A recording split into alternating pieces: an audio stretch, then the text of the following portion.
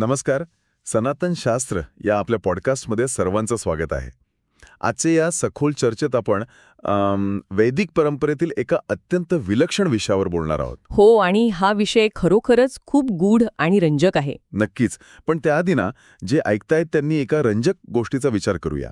कल्पना करा, या युनिव्हर्समध्ये म्हणजे या विश्वाच्या अगदी आरंभी निर्माण झालेल्या सर्वात पहिल्या जीवांना जेव्हा एक मोठी जबाबदारी दिली गेली. सृष्टी वाढवण्याची जबाबदारी. बरोबर. हो, सृष्टी वाढवण्याची आणि एक नवा समाज निर्माण करण्याची सगळ्यात मोठी जबाबदारी. पण तेव्हा त्यांनी काय केलं असेल? त्यांनी थेट नकार दिला. अगदी बरोबर. आणि तो नकार साधासुद्धा नव्हता बरं का.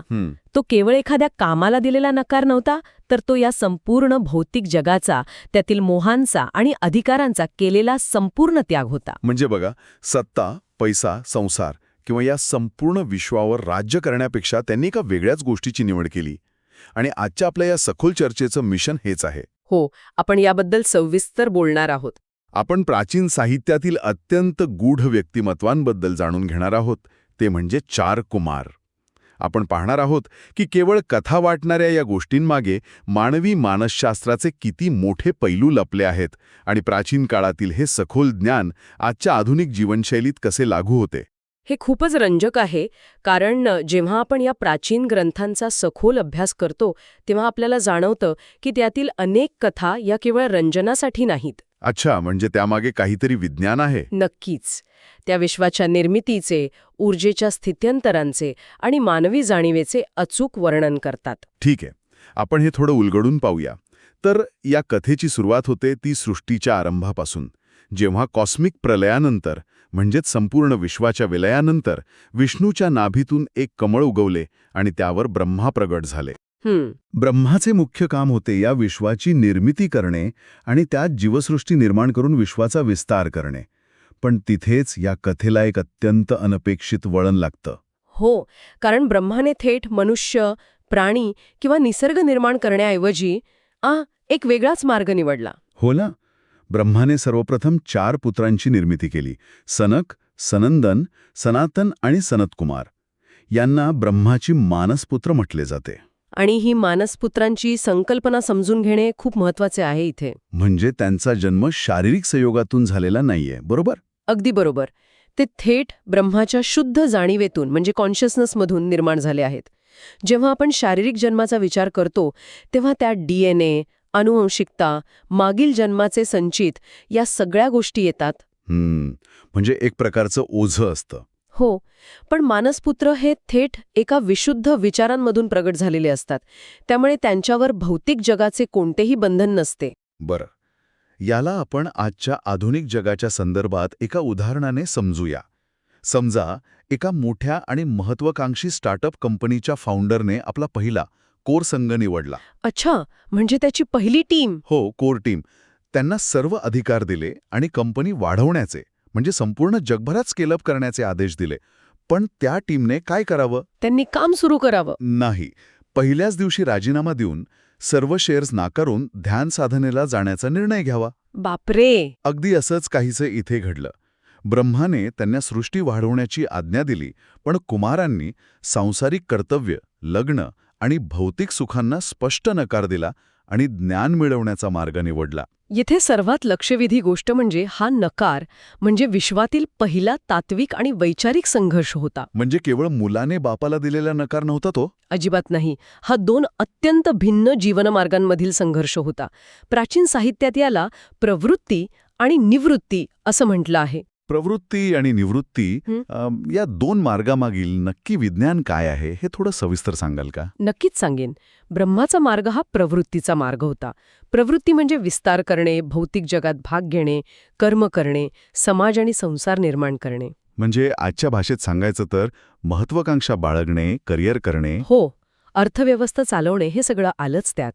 विश्वाचा गाडा चालण्यासाठी प्रवृत्ती आवश्यक असतेच, पण दुसरीकडे कुमारांनी निवडलेला मार्ग हा निवृत्तीचा होता. अच्छा. निवृत्ती म्हणजे अलिप्तता, ध्यान, आतल्या जगाचा शोध आणि मोक्ष. प्रत्येक मानवाला अगदी आजही या 2 मार्गांपैकी एकाची निवड करावी लागते किंवा त्यांच्यात समतोल साधावा लागतो. कुमारांचा कोणताही ऋणानुबंध या भौतिक जगाशी जोडलेला नव्हता. ते पूर्णपणे मुक्त होते. कोणताही ऋणानुबंध नाही ही संकल्पनाच किती मुक्त करणारी आहे. म्हणजे भौतिक जगातील कोणतीही देवाणघेवाण किंवा कर्माचे ओझे त्यांच्यावर नव्हते. हो, शून्य ओझे. पण इथे मला एक गोष्ट विचार करायला लावते.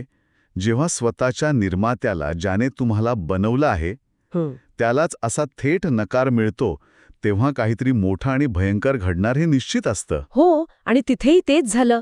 कुमारांच्या या नकाराचा ब्रह्माला प्रचंड राग आला. पण मग मला सांगा, निर्माणकर्त्याला असा राग येणे योग्य आहे का? म्हणजे शुद्ध निर्मात्याला असा विनाशाचा राग का यावा? बघा, तो राग येणे हे केवळ एका पित्याच्या निराशेतून आलेले नव्हते, तर ती एक कॉस्मिक गरज होती.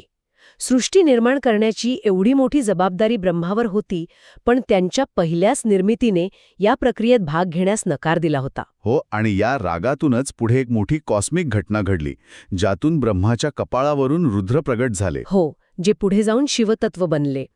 जर आपण यामागील कॉस्मिक पॅटर्न समजावून घेतला तर हे चक्र खूप अद्भुत आहे आणि भौतिकशास्त्राच्या नियमांसारखेच आहे. म्हणजे कसं? हे बघा, प्रथम सृष्टीची निर्मिती करण्याचा प्रयत्न झाला. तो प्रयत्न म्हणजे ब्रह्मा. पण जेव्हा एखादी गोष्ट वेगाने पुढे जाते तेव्हा त्याला विरोध निर्माण होतो. अच्छा, रेझिस्टन्स. अगदी बरोबर. कुमारांचा नकार हा तो विरोध होता. आणि जेव्हा या क्रिएशन आणि रेझिस्टन्समध्ये घर्षण होते तेव्हा प्रचंड ऊर्जा निर्माण होते. तीच विनाशाची ऊर्जा म्हणजे रुद्र. क्या बात आहे. म्हणजे क्रिएशन आणि रेझिस्टन्समधून एका नव्या ट्रान्सफॉर्मिंग ऊर्जेचा जन्म झाला. हो ना. हा केवळ एका रागाचा प्रसंग नाही, तर विश्वाचा समतोल राखण्यासाठी आवश्यक असलेल्या एका नवीन ऊर्जेचा तो जन्म होता. शिव ऊर्जेशिवाय विश्वाचं चक्र पूर्ण होऊच शकत नाही. निर्मितीला अर्थ प्राप्त होण्यासाठी विनाशाची किंवा बदलाची शक्यता असणं अनिवार्य असते. अगदी खरंय. तर मग या सर्वांचा अर्थ काय आहे? मला एक गोष्ट नेहमी गोंधळात टाकते. कोणती गोष्ट? कुमार या शब्दाचा संस्कृतमध्ये अर्थ होतो 5 वर्षांचे लहान मूल. आपण वाचतो की हे सर्वोच्च ज्ञानी ऋषी कायमस्वरूपी 5 वर्षांचेच आणि विवस्त्र राहिले. आजच्या जगात जिथे प्रत्येक मुलाला लवकर मोठे व्हायचे असते, स्वतंत्र व्हायचे असते, हो ना, लवकरात लवकर मोठे व्हायची घाई असते सर्वांना. मग तिथे त्यांनी स्वतःला कायम बालरूपात का ठेवले? पण एक मिनिट, तिथे मला थोडा विरोध करावा असा वाटतो. आपण म्हणतो की लहान मुले निरागस असतात, पण लहान मुले तर खूप हट्टीसुद्धा असतात ना. बरोबर आहे. मला हे खेळणं हवंच आहे किंवा मला हेच खायचं आहे, हा सुद्धा एक प्रकारचा इगोच नाही का? मग 5 वर्षांच्या मुलाला इगो नसतो हे आपण कसं म्हणू शकतो? हा खूपच उत्तम आणि विचार करायला लावणारा प्रश्न आहे. इथे आपल्याला जैविक गरज आणि सामाजिक अहंकार यातील फरक समजून घ्यावा लागेल. अच्छा, म्हणजे दोन्ही वेगळ्या गोष्टी आहेत. हो, लहान मुलाला जेव्हा खेळणे हवे असते तेव्हा तो त्याचा इगो नसतो, तर ती त्या क्षणाची एक तात्कालिक ओढ असते. एकदा का ती पूर्ण झाली किंवा त्याचे लक्ष दुसरीकडे गेले की तो मुलगा ती गोष्ट विसरून जातो. तो जुन्या गोष्टींना धरून ठेवत नाही. अगदी तेच. पण मोठ्या माणसांचा इगो हा ओळखीवर आधारित असतो, आयडेंटिटीवर. मी कोण आहे, माझा अपमान कसा झाला, या गोष्टी मोठे लोक आयुष्यभर धरून ठेवतात. म्हणजे मुलांचे मन हे एका स्वच्छ आरशासारखे असते. जे समोर येते ते तंतोतंत प्रतिबिंबित करते, पण तो प्रसंग संपला की आरसा पुन्हा रिकामा होतो. हो, जर आपण हे मोठ्या संदर्भात पाहिले तर अगदी तसंच आहे. एका लहान मुलाचे मन म्हणजे कोरा पांढरा कागद असतो. त्यावर समाजाच्या अपेक्षांचा, मायेचा, लोभाचा किंवा स्वतःच्या खोट्या ओळखीचा कोणताही डाग नसतो. क्या बात आहे. एक कोरा पांढरा कागद. हो, हे 4 कुमार जन्मजात ज्ञानी होते आणि त्यांनी कधीही मायेच्या जाळ्यात प्रवेश केलाच नाही. योग अवस्थेच्या सर्वोच्च शिखरावर असल्यामुळे त्यांच्या शुद्ध जाणीवेला भौतिक रूपात म्हणजेच मोठ्या माणसाच्या शरीरात आणि वेशभूषेत प्रगट होण्याची कोणतीही गरजच उरली नव्हती. खरंच ही प्रतिमा खूप शक्तिशाली आहे. पण इथेच या कथेत एक अत्यंत विरोधाभासी प्रसंग येतो. हेच कुमार जे एवढे अलिप्त होते, एवढे शांत आणि निरागस होते, त्यांच्या आयुष्यात एक अशी घटना घडते जी संपूर्ण पुराणांचा इतिहासच बदलून टाकते. तुम्ही वैकुंठाच्या दारावरील घटनेबद्दल बोलत आहात ना, जिथे कुमारांनी शाप दिला होता. होय. आता इथेच खरी रंजक गोष्ट समोर येते.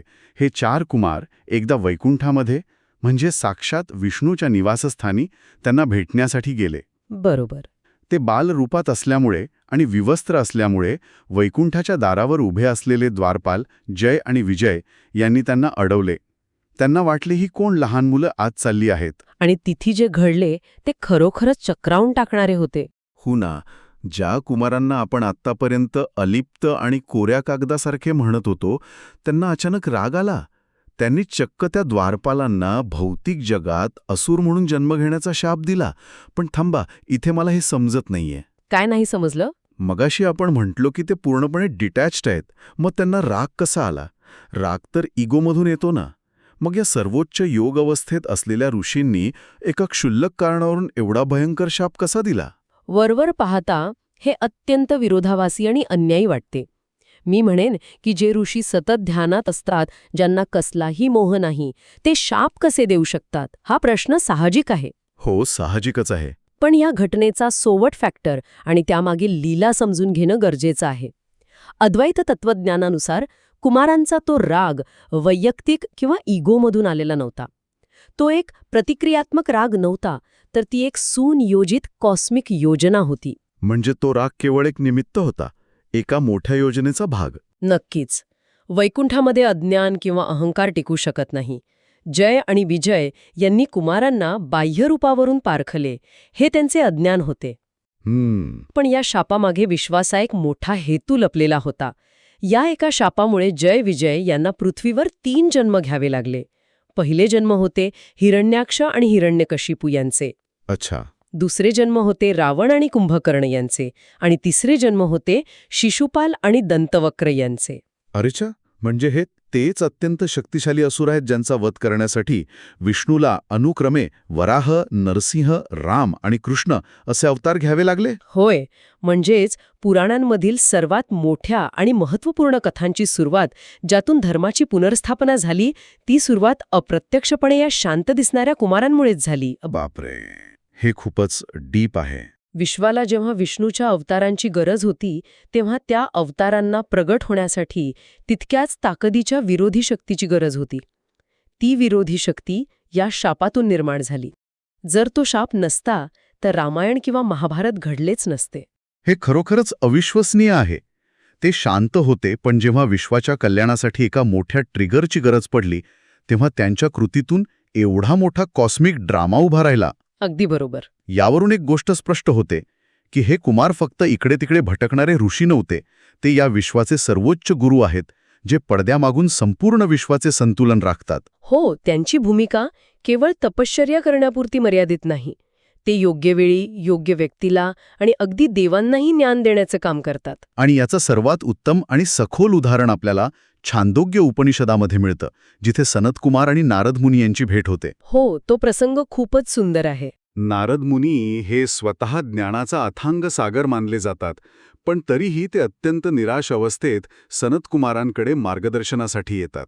यामुळे एक महत्त्वाचा प्रश्न निर्माण होतो.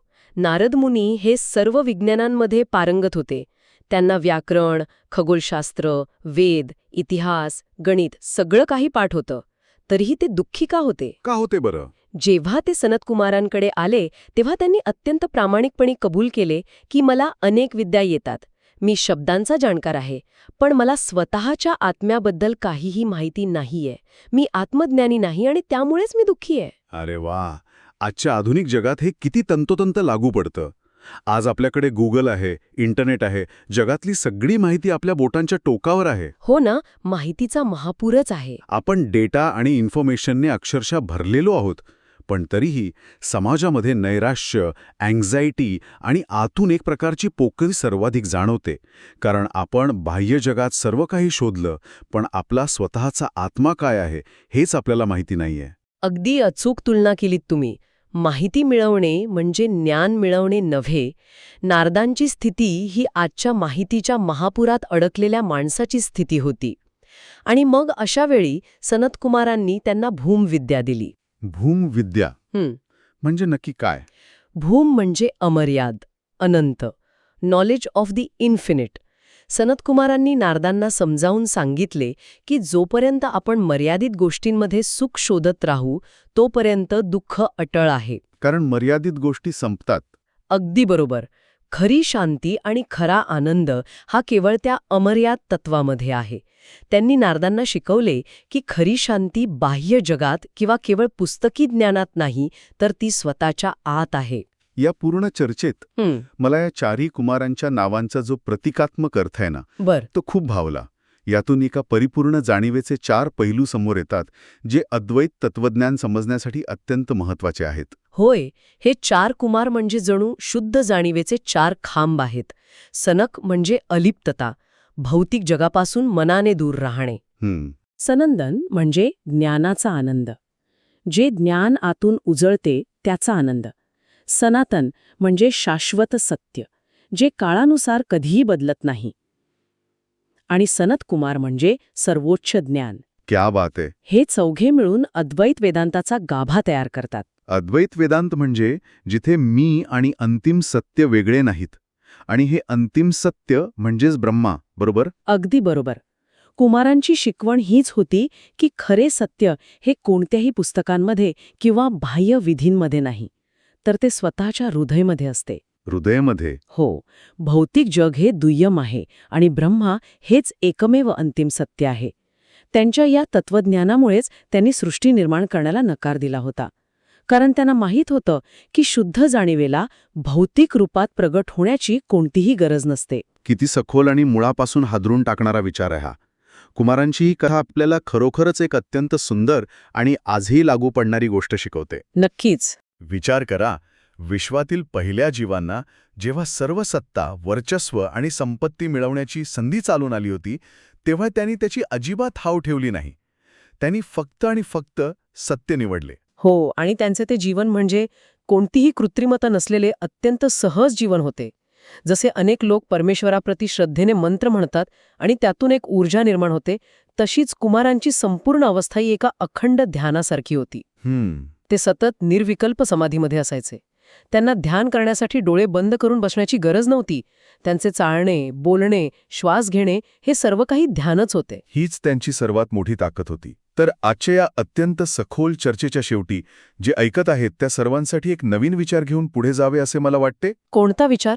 जर विश्वातील सर्वोच्च ज्ञानाची अवस्था ही एका 5 वर्षांच्या निरागस मुलासारखी असेल, ज्याला ना कसला लोभ आहे, ना कसला खोटा अहंकार, तर आज आपण सर्वजण मोठे होण्याच्या, सतत काहीतरी मिळवण्याच्या आणि स्वतःला समाजात सिद्ध करण्याच्या या अंधाऱ्या शर्यतीत नेमके काय गमावत आहोत? बापरे, हा खरोखरच अंतर्मुख करणारा प्रश्न आहे. हो ना? आपण खरोखरच प्रगती करत आहोत की आपल्या आतल्या त्या शांत आणि निरागस अवस्थेपासून दूर चाललो आहोत? बाह्य जगातील प्रगती आणि आतल्या जगातील शांती यांचा समतोल साधणे हेच या कथेचे खरे सारे, असं मी सांगेन. अगदी बरोबर.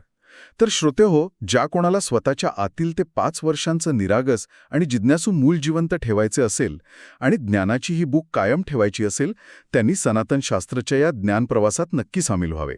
हो, आणि अशाच नवनवीन विषयांसाठी आमच्यासोबत राहा. यावर नक्की मनन करा. आणि तुमचे विचार खाली कमेंट करून सर्वांसोबत नक्की शेअर करा. आपण पुन्हा भेटूया अशाच एका नव्या आणि सखोल चर्चेसोबत. तोपर्यंत स्वतःचा शोध घेत रहा.